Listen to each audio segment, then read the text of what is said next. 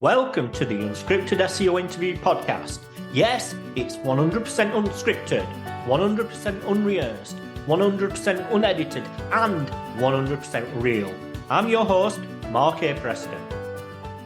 And today, my guest, well, I'm only going to introduce her to say she's none other than the SEO DJ herself, Lily Ray. Hello. Hey. Hi, how's it going? Very well, thank you.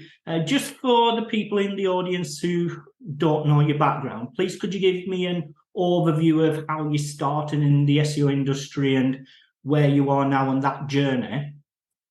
Sure, yeah. My current title is Senior SEO Director and Head of Organic Research at an agency called AMSIV, based in New York City. And I have been doing SEO coming up on 14 years now. And I started also in New York City at a small startup when I was still finishing university, and dove into another kind of in-house startup position for a year, where I really kind of learned everything myself, watching lots of videos and learning everything on the job, and then dove into the agency world after that. So I guess it's been 12 years or a little bit more for agency SEO life. I've been serving in a director role for, I don't know, 8 years now, overseeing many clients, many teammates, lots of different employees and different people throughout that journey. Our team is currently about 35 people, maybe 100 clients. Can't even keep track. People come in and out, but so kind of seen it all. With the exception of a few categories online that I don't really get into. But, with being in the agency world for so long, you see so many different types of clients. So a lot of SEO experience. Right. And what made you get into the industry in the first place? I kind of fell into it because it was a job that paid at a time when there were very few paying jobs. This was around the 2008 recession, just shortly after. And nobody was finding jobs, especially I went to NYU, New York University, and people that were graduating from university and from law school and things like this, were just not finding employment. So it was pretty scary. I was on a track to do political science and maybe law school, but I found the SEO job when I was just looking for some income as a college student. And it turns out I was really good at it. And it turns out it was very natural to me. My family on my father's side is in tech. So I grew up actually in the Bay Area. My father was in Silicon Valley from the 80s. And so it felt very familiar, the whole SEO thing. My brother's a web developer, so I was chatting him on GChat at the time, learning about SEO and coding and stuff like this. So I fell in love with it really fast. And I'm really happy that happened because it completely took my life in a different direction. So. Yes, I can relate to the 2008 moment. I think I was, struggling trying to keep my agency afloat. That's how I'd best describe it. But the passion, why have you stayed in the industry? I love SEO, and it's hard for some people to understand. I mean, it's definitely hard for my friends that don't have jobs like this, where a lot of my friends in New York are artists, musicians, people in the service industry, aspiring actors, things like this, and they can't comprehend loving a corporate job the way that I love my job. And it's not even about the job, it's about what I'm doing. And it's not about necessarily helping a random insurance company to make more money. That's not part that that's great, but that's not the part that I love. I really truly love the internet. I've grown up on the internet like many of us, but I was born in 89. So literally I grew up with the internet, and I love search. I love philosophically and fundamentally what it is and what it does. So when Google and search engines evolve and change, and there's all these new rules of the game, and you have to kind of interpret what that means for your clients and think about the trends in the data, I love it. I love what I do. And this is why you'll see me tweeting about SEO at 10 o'clock at night because like I'm still thinking about it. So that passion has definitely fueled like the work that I do with my team and for our clients. And it makes it feel like it's not a job. It's just like something that I love to do, which is pretty awesome. Right. Like, because you're in the agency life, how have you sort of managed the sort of ever-changing world recently? Yeah, it's not easy at all. It feels relentless lately. Like it feels like a lot of people are like, you should take a few days off and like not think about it. And like I get it. I'm all about mental health and like taking care of yourself and all those things. Like I know. But I kind of don't feel like I can. And of course I can. You know what I mean? Like mental health comes first. But lately it's been so relentless with new developments. Now we have AI, so it's actually literally every minute there's something new. But even with Google, it's like so many new changes, so many new products, so many things that we're finding, and people messaging me with questions and problems, and it's just constant. So I kind of serve in that role on behalf of our agency and our team. My team is again like 35 people, and most of them don't want like a public facing role. Most of them are happy to like put their heads down and do the work for the clients and then talk to each other internally, but not really like put themselves out there. So I like do a lot of that for the team. There's a few other people that are doing it as well, but like that means that 24/7 I'm like, what's going on out there and how do I interpret this back for our team and our clients? So unless there's an unusually slow quiet period from Google, which is rare, I'm kind of always working. Yeah, I get the sense from some of your tweets lately that you're getting a little bit frustrated at the search results, especially, dare I say, Parasite. Yeah. So like, to be clear, there's always been these tactics that, you basically find a loophole on Google and you can kind of take advantage of them and make money. Like that's been, and we're now learning that, like with this article that happened on The Verge, for example, a lot of people in society think that's what SEOs do. And like, they're not wrong. Like that's a component or a segment of SEO that's always been there. And it probably used to be there a lot more than it is now, or maybe now it's growing again. But like, to be clear, like a lot of people are like, oh, Lily, you didn't know that people have been doing this for a long time. I'm like, no, I literally know, because when I started, I was doing black hat stuff. But the difference is it's the last, like, let's say 5 years until maybe this year, it was much harder to get away with these kinds of like loopholes. It was much harder to see as much success as a lot of people are seeing right now. So it's frustrating because, number one, I hate spam in general. Like I hate the idea that people are taking advantage of each other online, especially financially. Like I just hate that, like from an ethical perspective. But beyond that, like Google was doing such a good job of communicating certain ideas, and largely like you would see consistency with what was happening in the search results. Of course, there's exceptions. Of course, there's loopholes, but like generally speaking, what they were saying and what they were doing was pretty consistent. I thought so, at least. And it was much easier to do what they were recommending for your clients, or like not do the things that they were, saying not to do, and see success. And that makes it much more fulfilling when you're an SEO, when you're recommending something and it works or doesn't work, like when you have those clear signals. The last few months, it's been frustrating because, listen, people can go make money on Google. I'm not like against anybody, doing that. That's their own choice. But like, it's becoming so successful, and it feels like Google's not responding very quickly. I know that they said that they're going to respond, but they haven't yet.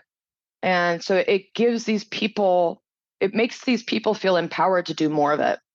And now with like almost no barrier to entry with like AI tools and things like this, it's becoming an exponentially worse problem every day. And it's very frustrating for clients, for example, who are trying to do things right and create a great brand, to see that they're being outranked by spam left and right. That's just frustrating, right? So, yeah. Yeah. So how do you, I mean, personally, the conversation is, okay, well, we're doing everything you're saying, we're doing everything right, but there's all these that just spamming things, they're buying links, they're doing all this, and they're taking my business away from me. So why shouldn't we do that if it's clearly working? I mean, that sort of conversation you must have somewhere down the lines with a few clients. How do you sort of deal with them sort of conversations? Yeah, that's exactly the conversation I have all the time. And our team has all the time, especially with like newer clients that come to us. Experienced SEO teams and big brands, generally speaking, understand the context. They have history, they have experience, they understand the risk. They don't want to take big risks. So they know that they're playing the long game. More like sophisticated clients understand that. Clients that come in and maybe they're new to SEO, maybe they're getting their advice from questionable sources, or they just want to move really fast, they'll ask those questions. And you have to be like, well, it's like going to the doctor and being like, well, I've been smoking cigarettes for 3 months and I feel fine. What's the problem? And the doctor's like, yeah, but like over time, it's going to be a problem. It's like that. So like when you have the experience of doing this over time, you have to just be like, listen, please stay the course. Don't do anything that'll get you in trouble, But it does come at the cost of things taking longer. Like you don't see the rapid growth that you might see from some of these other tactics, but we don't want to see the crash that happens on the other side. Yeah, for an agency, we can't do that. Yeah, definitely. I've seen that so many times over the past 2 decades, and it's not nice because people don't realize it's not just rankings. It's people's livelihoods you're dealing with. Exactly. It's not just the business, the owner of the business. It's all their employees. And literally, I've seen, directors come to me literally in tears saying, I'm going to have to sack everybody because of this XYZ. And I think a lot of time people don't feel or relate to that side of SEO that, you're there making a real difference to people's lives, negative or positive. Yeah. And, a lot of people will say, well, you're not owed this career, right? You're building a career on the back of Google's algorithm, which is somebody else's algorithm. It's unpredictable. We don't know what's going to happen. So like, I understand that nobody owes us this career. Like thank you, Google and search engines, for giving us this opportunity and giving us a chance to make money online. So I get that, but like, you're right. And, when things like the helpful content update happened, which just happened in September, you get this new batch of people, site owners, bloggers largely, who didn't see it coming and are devastated, right? They built a blog, let's say for 5 or 10 years. They saw a lot of success, so they dropped everything else and they just did that. Maybe they have some people that they work with. And then the helpful content update comes out and they lose 90% of the traffic. And then what? Those people come to people like me and my team, like desperate for help. So we're on the receiving end of a lot of desperation, of a lot of people, like you said, we hear sob stories all the time. I had a message yesterday from somebody who is involved in one of the wars that's happening in the world right now. And all she has is internet access, and she would like me to mentor her because she has nothing as a result of a war. I'm like, the level of messages that I'm getting right now of desperation, of people that need help, of people that like don't know what to do. Like you said, people don't realize that's part of the job of SEOs sometimes, is to like almost be like therapists and like, okay, I'm trying to help, which is like goes back to what we said earlier, where like it's very frustrating when the things that we believe and things that we've seen are true with SEO don't appear to be true right now. And for the record, I think that this is temporary. I think that there's a lot going on with Google. I think that they'll get back on track, I hope. But it has been quite a bit frustrating to not be able to tell these people, we can confidently help you, Yeah. So, I think there's always been moments in time throughout SEO, just like there was when the initial Panda and Penguin hit. there's always going to be these times, but I think you just need to be adaptable. I think adaptability is a word, a key. Yeah. And I think that for SEOs themselves, how would you recommend that SEO start thinking about adaptability? Yeah, it's not easy. I think probably the best way is to have some type of project that you're doing that's a personal project, or maybe you're building your own personal brand, or you're helping a family member or a friend build something. I would say those have been the most illuminating experiences and helpful experiences that I've had as an SEO, because you're not just recommending, telling a client to go do a bunch of redirects or go change your titles to this. Like, it's like, that's fine. That's simple stuff, but there's no experience like, building somebody's small business website and Google business profile and helping them market it, and then making decisions about like, how are we going to build citations? How are we going to, what kind of content marketing should we do? Should we do email? Like all of that goes together.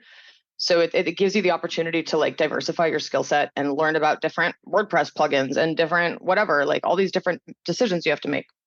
So I think, yeah, building something holistically is the best type of experience you can have. So you're not just doing one single thing. Yeah. Do you personally have a specific area of SEO that you really enjoy and focus on more than any other? Yeah, it's been different over time. At my last agency, we were very focused on retail and e-commerce. So I was working a lot on e-commerce sites, a lot on fashion and beauty, which was fun, like straight up just e-commerce sites for fashion and beauty brands. That transitioned into a lot of Amazon SEO. So I actually started learning Amazon SEO and built a little team at my old agency. And now they're doing full on, that's what they do. They do a lot of Amazon search for different brands. I didn't love that, for the record. Amazon is a different animal, but did a lot of e-commerce and retail on what we call CPG, consumer packaged goods, for a while. And then the last 3 or 4 years, first it was a lot of health clients around the time of the Medic update and financial, your money, your life type clients. And now it's almost exclusively publishers, news sites and publisher sites, because I oversee a small team within our SEO team that we call the audit team. We're actually called SEO Speedwagon. That's what we call ourselves internally. But we do audits for brands for different things. And a lot of that this year has been Google Discover audits that I've been doing. Right.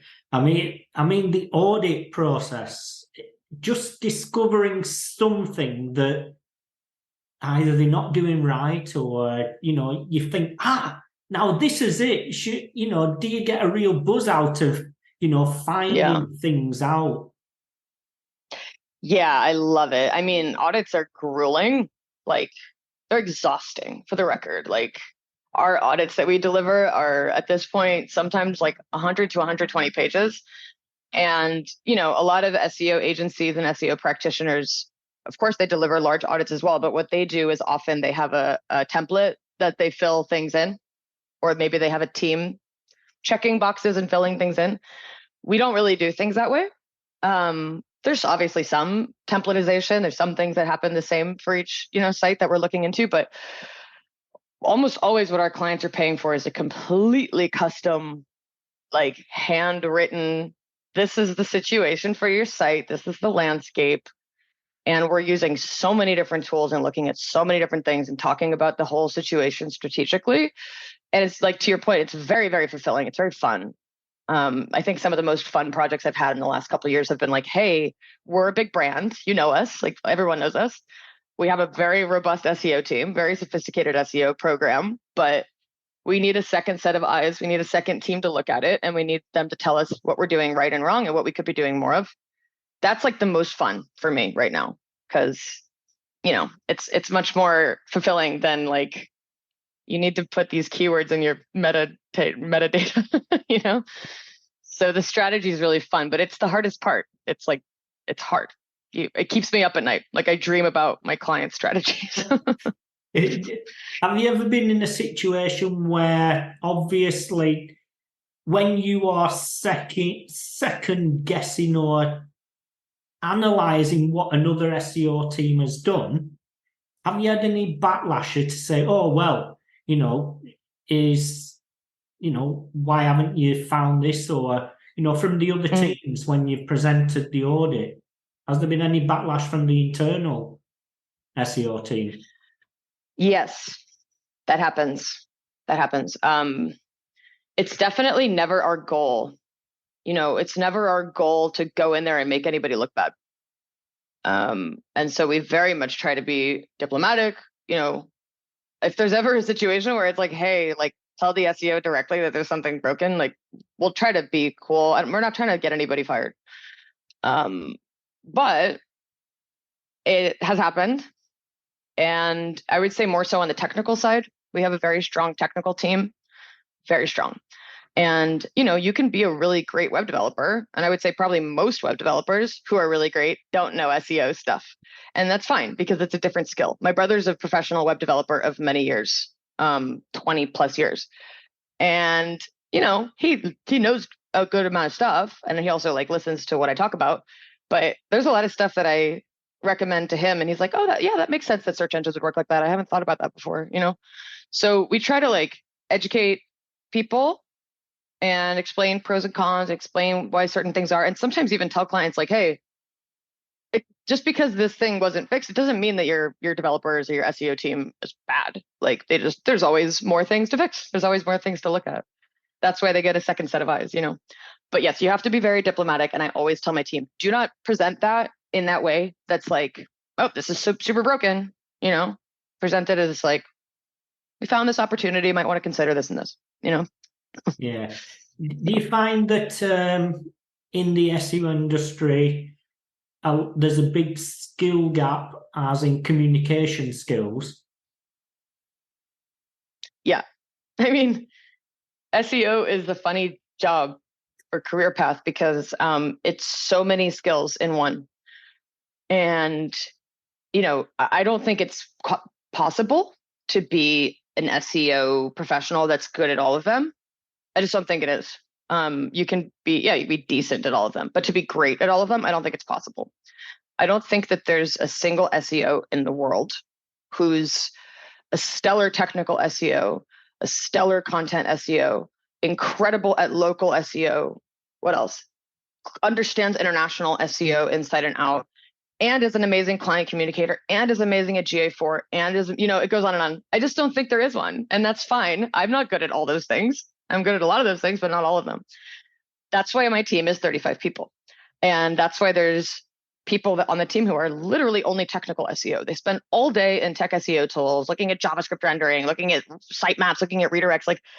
I don't want to do that. I like doing that, but I don't want to do that because I know my skills are in actually strategy, communication, other things. But I think it's very important to block and tackle with different people who have different skills. And when you don't know something and when you're not good at something, sharing that responsibility or recommending somebody else for the job. But to your point, yeah, I don't think that people who are, for example, amazing at technical SEO are always going to be amazing at communication as well. It's quite different skills, right? Yes. I agree with you 100% there. No matter how long you've been in the industry, you always find your area, your expertise, and leaving others to do what they need to do, but having an understanding of why they're doing things. Yeah.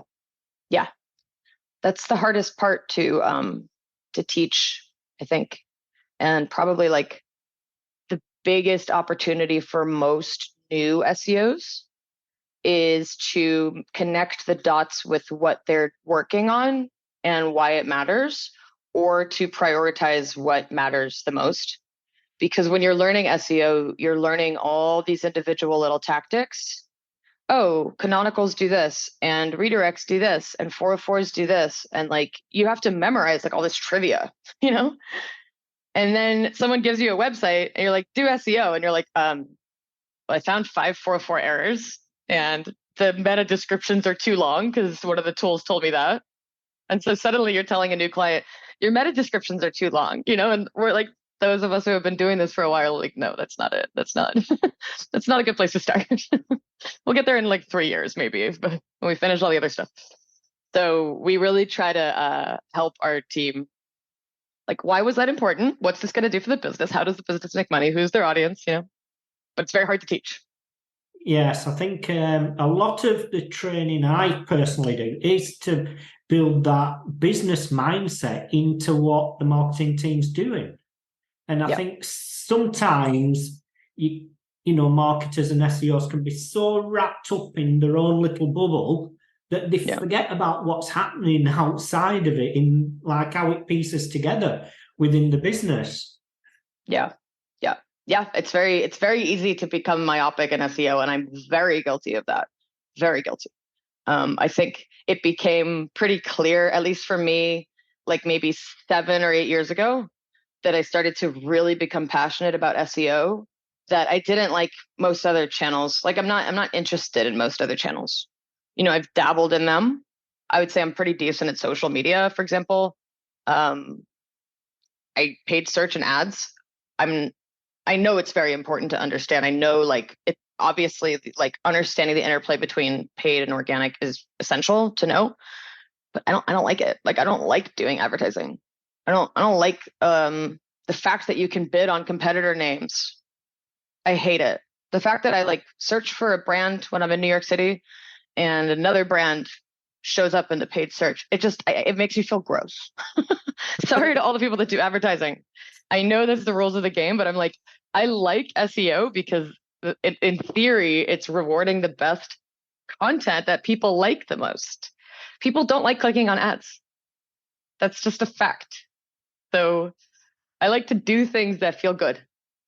Yes, don't we all? And well, yeah, I might regret getting into this, but content. What's your view on the whole content situation that's, discussion and happening and quality and everything?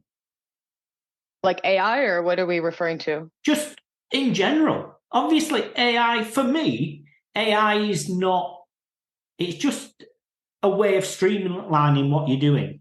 I don't see AI as a tool to create things.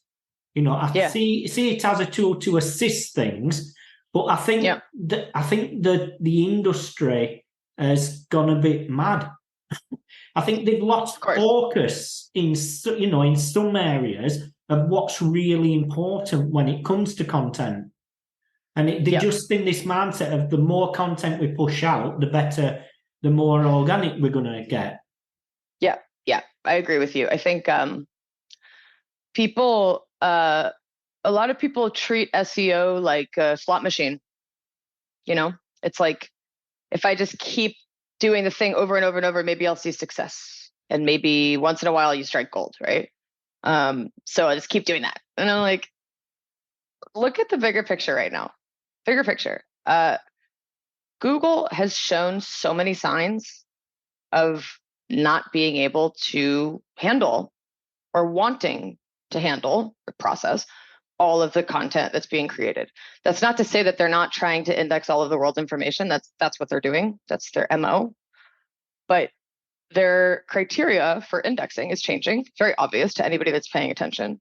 Their ability to index all of this is changing and to crawl all of this. Not to mention, the impact of so much crawling on the world. Like, I didn't even really know about this, but you probably know Yoast from the WordPress plugin. He's actually a real man named Yoast. He talks about this a lot, and I've learned a lot from him because it's like not good for the environment to have this much crawling. And the problem is growing exponentially.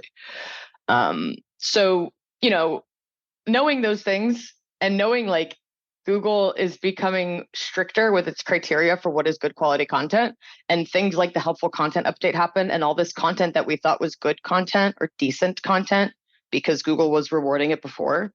I've and my team, we've helped a lot of companies who are hit by the helpful content update. I'm still doing that right now. It looks good to you because you made it. I'm sorry. It's your baby. I hate to call your baby ugly, but it's not the best content. And I understand it must be very frustrating and heartbreaking to hear that. But like Google only gets to show 7 on the first page, 10, like you're not in the top 7, you know? So those conversations are hard. But like to your point, using AI to mass auto-generate this stuff is probably not going to put you in the top 7. There's ways to do AI that are amazing, use AI that are amazing. I use it all the time. People don't realize like I use AI every day. But I would never tell ChatGPT or Claude to write me an article about toothpaste and then put that on a client's website. I would never do that. Yeah, I think for me, AI it's just automated what a lot of people was historically doing manually anyway. Yeah. So yeah. I think it's just, and because of that, then the amount of content has increased. But for me, it's just like, well, if all you're doing is saying the same thing as 1,000 and 100,000 other people, then you're not going to get any traction. Yeah, exactly. And it's the funny part is how people respond to this. They're like, oh, well, I'm just going to tell ChatGPT to pretend like it's an expert on toothpaste. And then I'm going to have it write 5 original insights about toothpaste and that'll fix the problem. Like, still didn't fix the problem. It's like, you always try to find all these workarounds other than just like doing the hard work, which is funny. But yeah, I agree with you. I think that regardless of whether or not search engines can actually technically identify AI content, there are probably a lot of signals that users don't love it. So they can pick up on those. Yeah, definitely. But alternatively then, what would you recommend to SEOs to, get them into the right mindset now of moving forward in this vast AI world we're living in? Yeah, I've been recommending pretty consistent stuff for a while. It hasn't really changed. I think whatever it is that you're writing about or producing content about, it's really not that controversial. It's like, if you're working with a pest control company, go talk to your staff about what have you been seeing on the ground in New York City this season as it relates to pest control. I'm writing an article about the rat problem in Brooklyn. And they're going to be like, well, in this part of town, there's this thing happening. And we noticed that over here, there's this problem with the subway or like whatever it is. They are literally going to be able to talk to you about their job because it's their job. A lot of SEOs are, instead of doing that or working with their clients to go do that, they're like, maybe if we look on this SEO tool for all the mentions of how to say the word rat without saying rat, or all these other related rodents that we should be talking about, like, that's not it. What you want to do is have people who know what they're talking about add value to the content, and then the person reading it is going to be like, oh, I didn't realize there was a rat problem in that part of Brooklyn, right? So produce content when you actually have something meaningful to say and when it's actually within your area of expertise. And if you don't have access to those things, find a way to get access to them. Find a way to talk to those experts and produce something original. I was talking to a client yesterday who does music blogging. Turns out he's been to the concerts and taken photos himself. He has professional photography all over the site. And I was like, who took these photos? He's like, oh, me. Like, I like taking photos of the concerts that I go to. I was like, boom, amazing. Most of my clients don't say that, but do that. That's really cool. That's a way to set your content apart. Yeah, I think hard work, but I think it's because it's just normal for them. They don't see it as anything different. It's just normality to them. And I think that, when it comes to research and content, I think search volumes have, for me, search volumes are just a guide, but I think people take them literally. And, I think that, as you say, talking to your clients, talking to your clients' customers even, and that's as far down the line. And I remember helping to create it were only 500 words blog. The search tools said, well, no one searches that.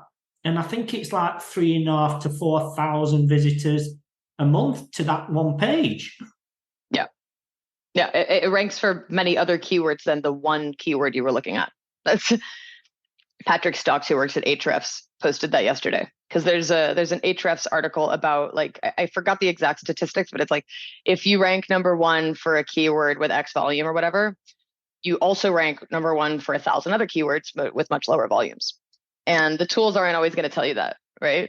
So it's less, like you said, it's directional. Like, yes, of course, if something has 10 times more search volume than another thing, and you think you can go after that, do that. But yeah, if something is super, super relevant and it has 20 monthly search volume, you should still have that on your site. Yeah. You know? So you personally, what, I don't know if I'm going to regret this, but what annoys you about the SEO industry at the moment? Oh God, so many things to say.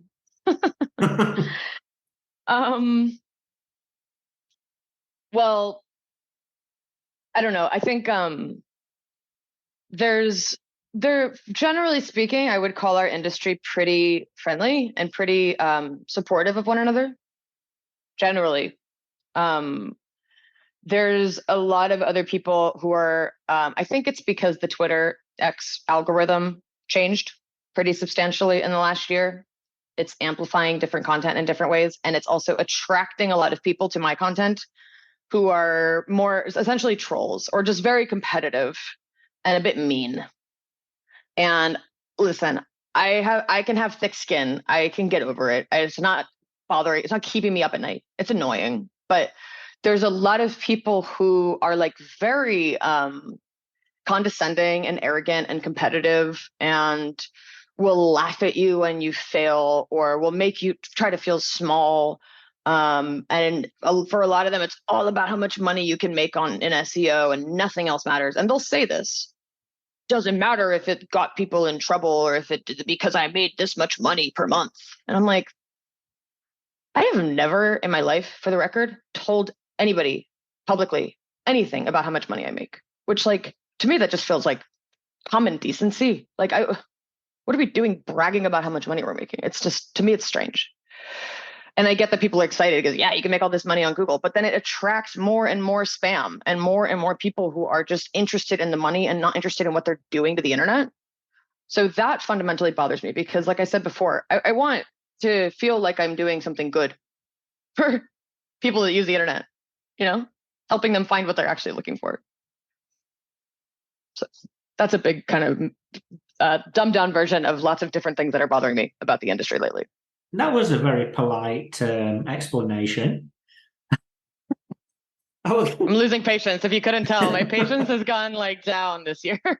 But I was going to say, I mean, I personally get a lot of private messages to saying, well, I want to talk to you about this, but I don't want to tweet it in case I get blasted. Oh, yeah. By the way, there's a whole community called Women in Tech SEO, which you probably know. It's first of all, growing exponentially. It's only available to women, people who identify as women. And it is the most polite, helpful, nurturing, just kind, open environment I've ever experienced on the internet, for sure. And the conferences are a big love fest. Everyone's helping each other. Everyone's mentoring each other. Everyone's hugging each other. I DJ'd one of the after parties for a Women in Tech SEO conference. It was all women. Everyone was dancing and having fun and loving each other. And I'm like, it's possible, right, to be in an industry where we all support each other. And credit to Arij and the women running that group, because I'll see people from my team. I'll see women from my team in there participating that would never post anything on Twitter. So to your point, yes, it creates a lot of imposter syndrome and a lot of gatekeeping. I experienced a lot of I still do, imposter syndrome and gatekeeping earlier in my career that prevented me from ever thinking I was qualified to speak. Now I don't feel like that anymore. Now I'm like, I don't care if you don't like what I have to say, because I'm going to tell you my experience. That's it, And I try to encourage so many other people to feel that way. But the bullies make it really hard to do that, unfortunately. Yes. Well, I mean, what our age and the others have done with that is astronomical. I mean, I interviewed I think it was during COVID, on how she started, and since then it's just blasted. I mean, It's amazing I to see. really don't know how, everyone finds the time, because people don't understand that it doesn't just happen overnight. Success doesn't happen overnight. And I think a lot of people who are seen as successful get a lot of negativity because they're successful. But for me, it's because, well, you're not successful because, quite frankly, you don't want to put the hard work into it. Oh, yeah.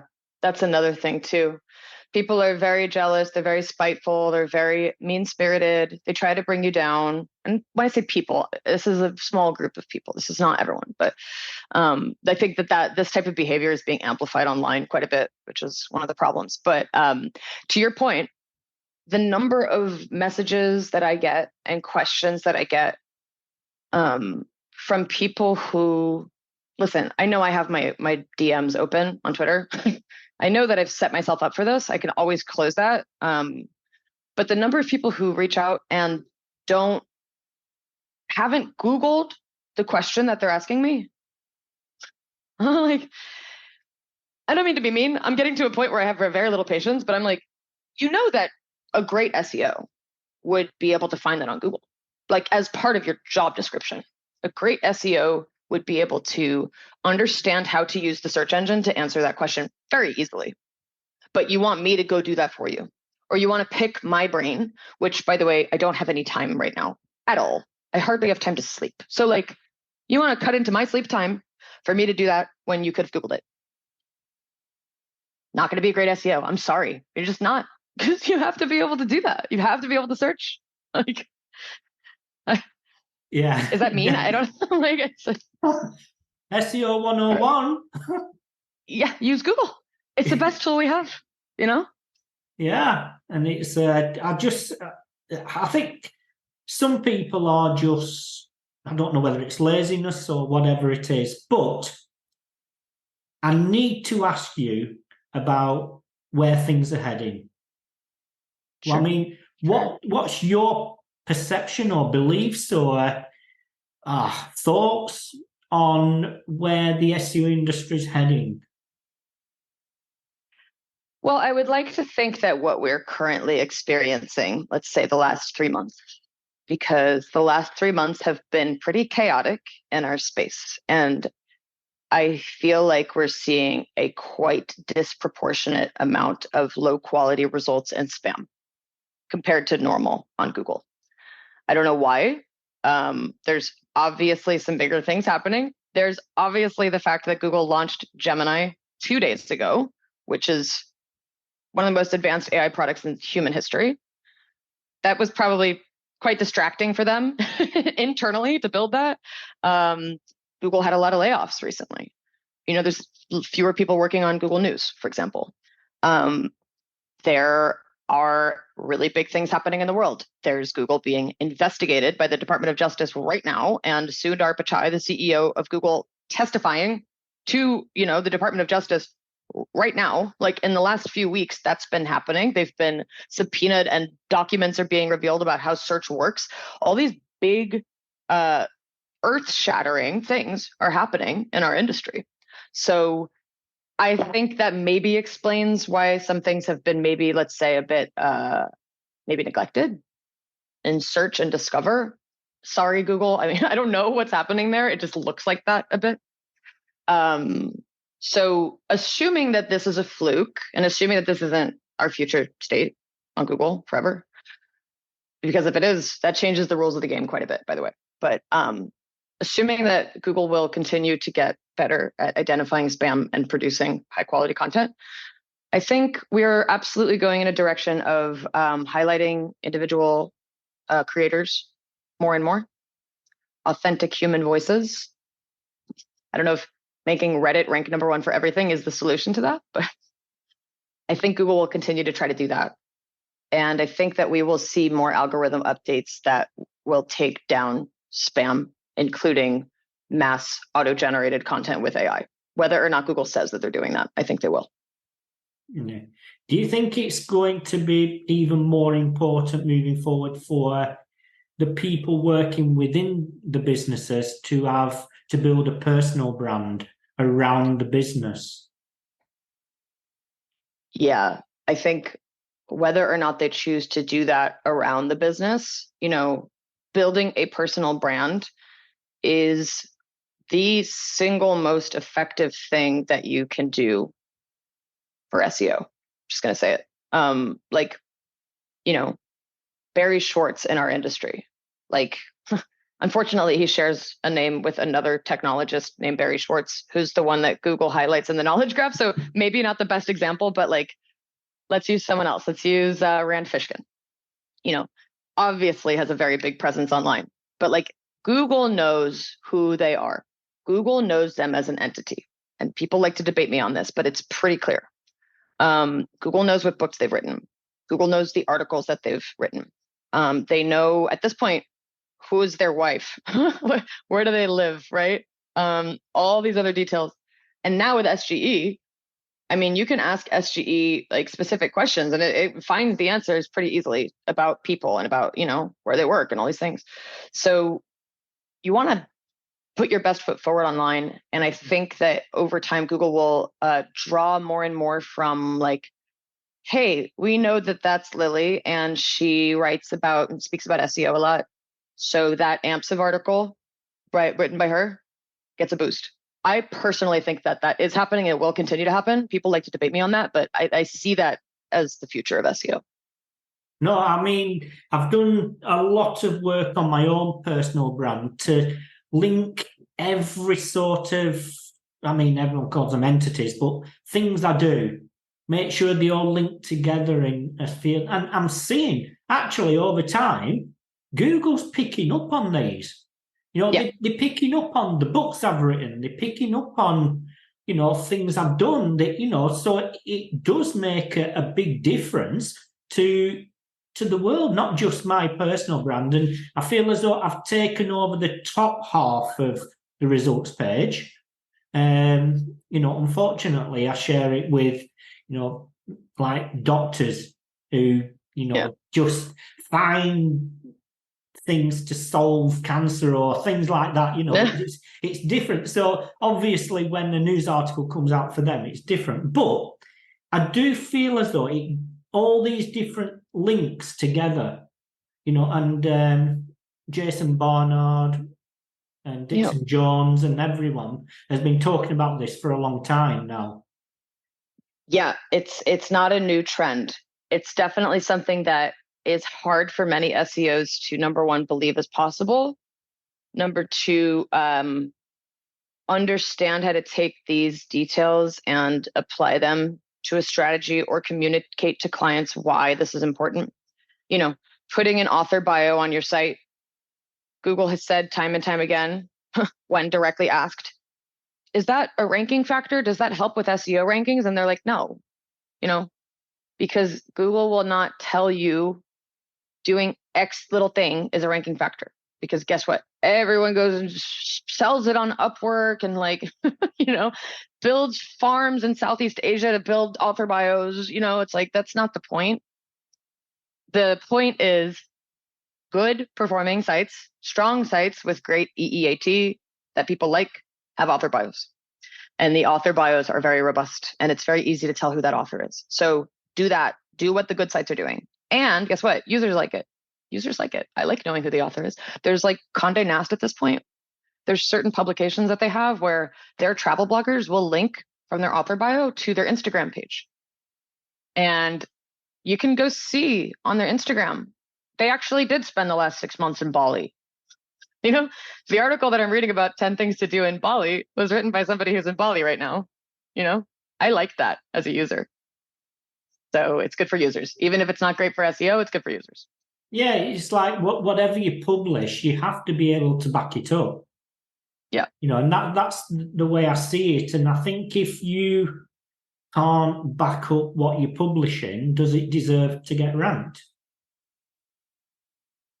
Yeah, I don't think so. I mean, I like to practice what I preach as far as creating content. So, I think I don't know this for a fact, but I imagine there's other SEO agencies out there who have, okay, guys, we need to write this content. We need to create this editorial calendar where we create content about how to do SEO or the recent core update.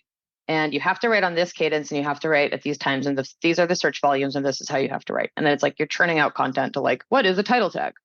What is a canonical? We don't do that on our blog, like me especially.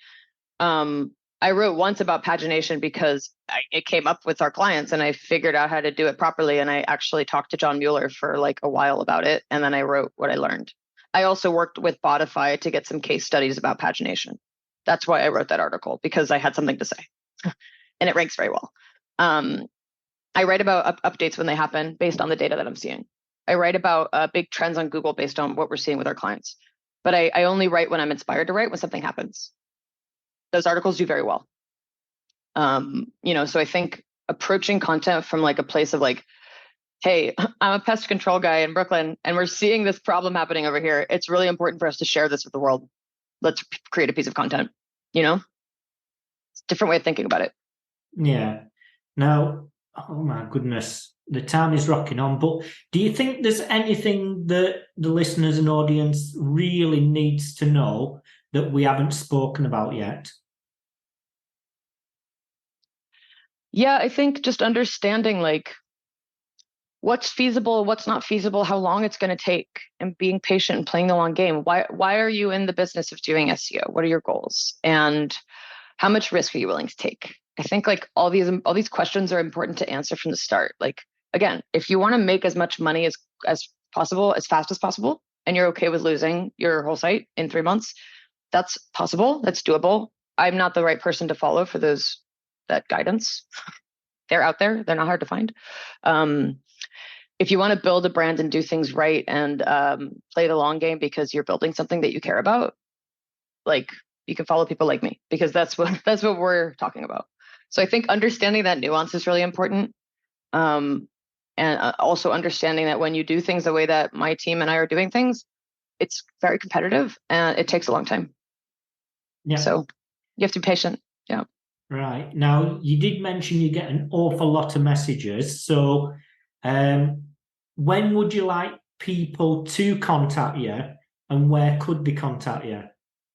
Yeah, it's a good question. And I know I sound very impatient. It's the end of the year and it's been a lot. The past few months have been grueling. So I'm normally a lot kinder than this. But anyway, my inboxes are open. I'm happy to receive messages from people. When people have a specific situation with their site that they think is relevant to the things that I'm posting about. And it's like, hey, Lily, like, just thought this would be helpful for you to know. Like, have you seen this before?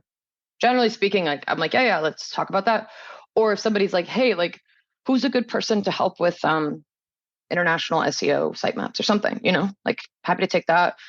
It's really when people are like, here's my problem with my site. And I tried redirecting this to this page, but I'm wondering if I should like do this and this with AMP and this and this. And I'm like, I can't stop what I'm doing to help you with that problem. I have to do that for my client that I'm working on right now. So that's when it's a bit frustrating, but by all means, reach out, say hi, introduce yourself. When people are always like, hey, like, I liked your video about this. What do you think about this? I'm like, cool. I like to be a friend of someone, but just don't expect people to do your work for you. Try to figure it out and then ask for help when you really, really need it. Wonderful. Well, many, many thanks for joining me today. And it's been an absolute pleasure. Thanks for having me. You've been listening to the Unscripted SEO Interview Podcast with me, Mark A. Preston. Join us next time as I interview more top SEO professionals.